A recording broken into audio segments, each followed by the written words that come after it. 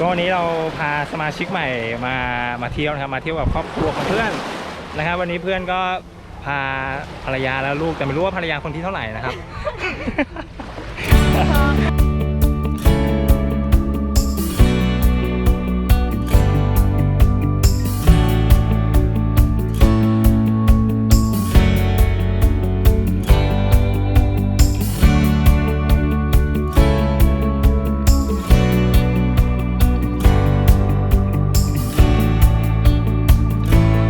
สวัสดีทุกคนนะครับวันนี้เรามาเปิดหัวคลิปกันที่ชายหาดบางแสนเรามาถึงนี่กันถึงประมาณ11 โมงโดยประมาณก็โหเห็นแดดแล้วโคตรร้อนเลยแต่ถ้าเกิดใช่แต่ถ้าเกิดดูไปในรอบๆบรรยากาศก็ถือว่าคนไม่เยอะมากแล้วก็น้ำก็ใสประมาณนึงนะครับก็ใสกว่าเย็นเห็นตัวปลาใสกว่าแต่ก่อนเยอะก็เดี๋ยววันนี้เรามาชิลๆกันที่ชายหาดบางแสนก็เดี๋ยวพาไปเที่ยวแล้วกันไม่รู้ว่าจะไปที่ไหนบ้างก็เดี๋ยวลุยกันเลยดีกว่าไปเดินเล่นตรงนู้นพาไปตรงนู้น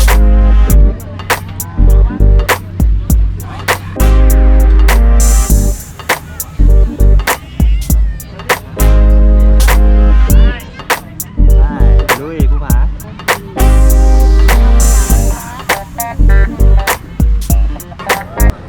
บอกเลยวันนี้มาอะไรวะ ไปไหนเนี่ยทางนี้มันมืดไงอ๋อโอเควันนี้มากับเพื่อนพาเพื่อนมาเที่ยวแต่ก็แอบมาเป็นส่วนเกินครอบครัวเขามากันพ่อแม่ลูกส่วนเราก็เป็นไส้ติ่งครับมาเป็นส่วนเกินรวมคนรอบข้างด้วย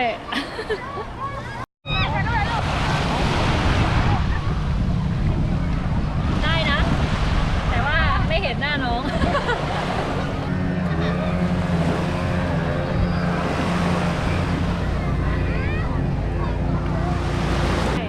อะไรนะตอนนี้เราอยู่ที่ไหนตอนนี้อยู่ที่ทะเลบางแสน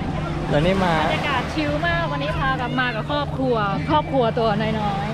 ๆหันไปเร็วโบกมือหน่อยเร็วบ๊ายบายครับ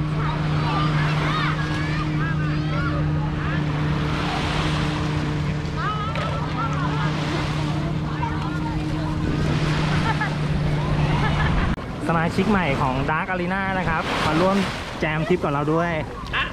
ฮัลโหลหน่อยเร็วลูกสวัสดีครับสวัสดีครับภูผาบอกอย่ามาวิ่งกับกูภูผาตื่นเต้นน้ำอยู่ลูกนะ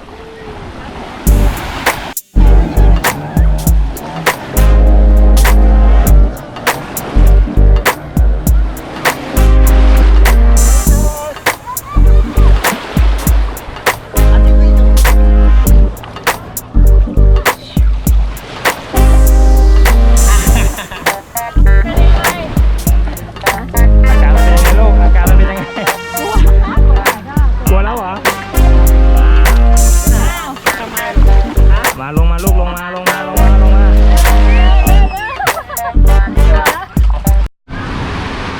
วันนี้เราก็จะมีตากล้อง1 คนฟรีๆไม่เสียตังค์บรรยากาศของทะเลบางแสนนะคะสวยยัง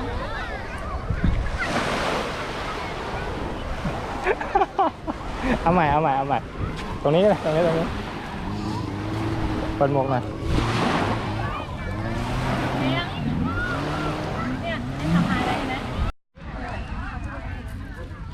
กินอะไรเอ่ยกินขนมเท่าไหร่ครับของโปรดครึ่งโล50 บาทโอเค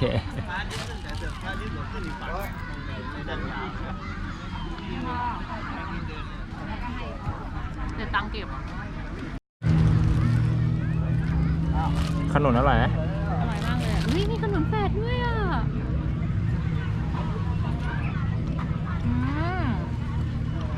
หนานุ่มกรอบหวานมากแบ่งมั้งดิอร่อยตอนนี้เดี๋ยวไปหาอะไรกินกันที่ร้านจิ๊บซีฟู้ดก่อนนะครับก็เมื่อกี้เซิร์ชร้านจิ๊บซีฟู้ดหลงทางเหมือน GPS ก็พาหลงเหมือนเดิมครับอันนี้ก็หลงแบบหลงแปลกๆนี่ไงเขาเรียกว่าสไตล์อ้นรีเทิร์นก็พาไปร้านจิ๊บซีฟู้ดเหมือนกันแต่พอเข้าไปจริงร้านนวด ก็โอเคไม่เป็นไรก็เดี๋ยว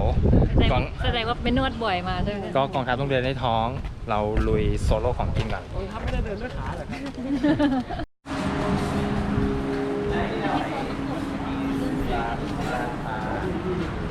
ราชา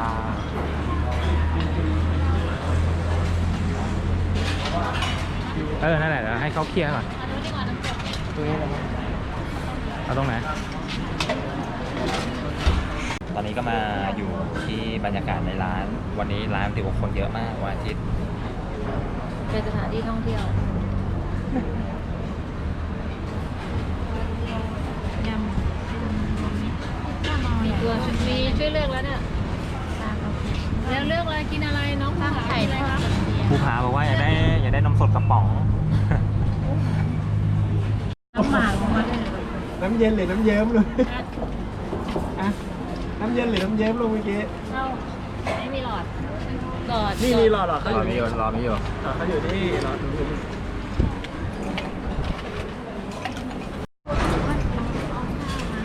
น้ำมันไหล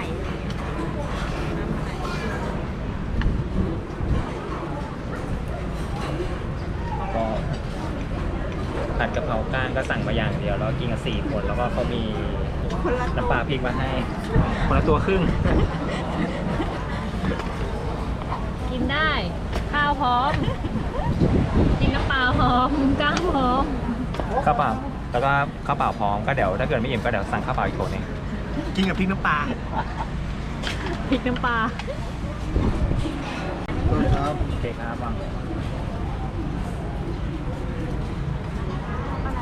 โอ้ขอบคุณครับ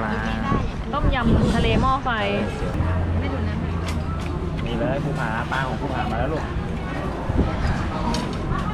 เครื่องเคียง เครื่องเคียง ชอบถามผียูทูบเบอร์เดี๋ยวก็ไปตัดนี่กั้ง ของ กั้งผัดกะเพราเผ็ดน้อย ขึ้นจากท่าไงร้านอาหารร้านเนี้ยเขาทำเรือของตัวเอง ฟินฟิน นะคะ ภูผา นะคะบัง ภูผาโซโล่น้ำแข็ง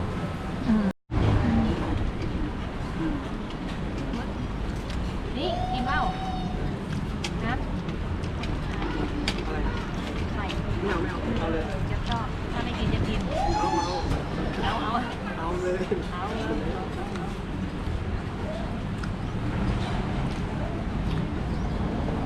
เน้นกุ้งกับเห็ด ก็เรียบร้อยโรงเรียนร้านจิบซีฟู้ดก็640ไม่แพง กับข้าว กับข้าวเนื้อเน้นๆกั้งเน้นๆต้มยำเน้นๆปลาเน้นๆก็อร่อยมากใครแวะมาแถวพญาสัจจาก็แวะได้ครับร้านจิบซีฟู้ดแต่ประเด็นคือต้องเซิร์ชหาให้เจอเพราะว่าเขาย้ายร้านมาอยู่ที่ใหม่ เมืองใหม่ นะครับ ใช้คำว่าเมืองใหม่ ที่ไหนนะครับ อะไรนะจิ๊กซีฟู้ดเมืองใหม่หรืออะไรเนี่ย อยู่แถวไหนนะ เข้ามาซอยไทยพาณิชย์ อ๋อโอเคจุดสังเกตอีกจุดหนึงก็อยู่ในซอยข้างๆธนาคารไทยพาณิชย์นะครับผมประมาณนี้ ทีม แล้วเฮ้ยจะบินซะแล้ว มาลุยต่อ ก็ตอนนี้เราวาร์ปกันมาอยู่ที่ร้านกาแฟออนสะพานคาเฟ่ก็อยู่แถวเส้นตัดใหม่ของสะพานที่เขาเริ่มทำใหม่นะครับก็อยู่แถวป่าชายเลนใครผ่านไปผ่านมาก็ถือว่าเป็นจุดพักรถก็มากินกาแฟกันได้ ก็เดี๋ยวเราไปกินกาแฟกัน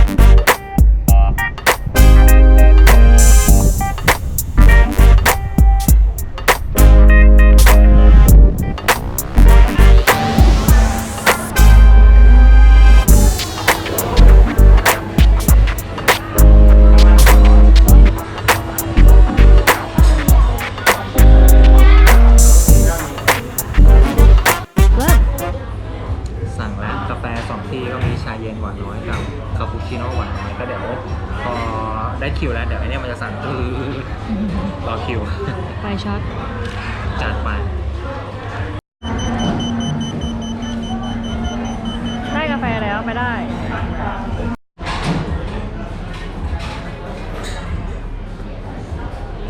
ออนสะพานคาเฟ่ อยากถ่ายรูปกับคนไหนไม่รู้ รสชาติกาแฟก็ถือว่าอร่อยอยู่นะครับก็เข้มกลมกล่อมรสชาติกำลังดีก็สายกาแฟก็ทดลองได้ครับออนสะพานคาเฟ่ นี่ไม่รู้อะไรมาก รสชาติเป็นไงบ้างครับ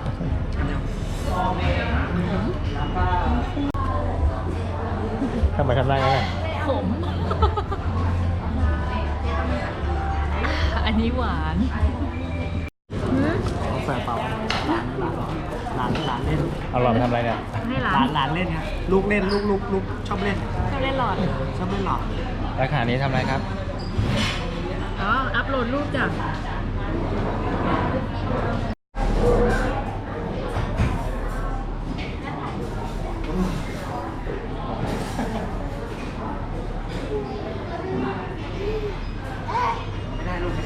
ลูกลงไม่เอาครับ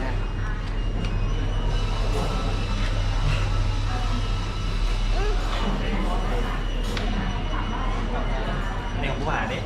ของผู้หาดิ เดี๋ยวครับ แล้วดูกล้องก่อน ยุคนี้นี่ อุ้มมาเลย เซฮายหน่อยเร็วเซฮายหน่อย ก็ถือว่าหมดไปอีกวันหนึ่งครับสำหรับวันเดย์ทริปวันนี้ก็มากับเพื่อนซีครับผมชื่ออะไรนะ ลืมชื่อตัวเองแล้วชื่ออะไรคะคุณชื่ออะไร เอาใหม่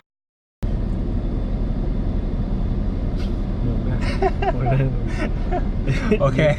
ก็วันนี้มากับวัยรุ่นครับวัยรุ่นตัวน้อยก็ถือว่าหมดไปอีกวันหนึ่งสำหรับวันเดย์ทริปวันนี้เราเลือกกันมาที่บางแสนก็มาชิวๆที่ชายหาดนะครับแล้วก็มาหาอะไรกินอร่อยๆแล้วก็มากับเพื่อน วันนี้ก็ถือว่าได้เกียรติครับได้รับเกียรติมาจากเพื่อนก็เป็นเพื่อนสมัยตั้งแต่เรียนมัธยมครับวัยรุ่นขาสั้นก็ชื่ออะไรแนะนำตัวหน่อยเร็ว ชื่อวุฒิครับเป็นเพื่อนโอนตั้งแต่สมัยวัยกระต่อครับผม โอเค ไว้ทริปหน้าจะไปไหนกันแล้วก็วัยรุ่นตัวน้อยจะพาไปไหนก็เดี๋ยวทริปหน้าว่ากันวันนี้สวัสดีครับ บ๊ายบาย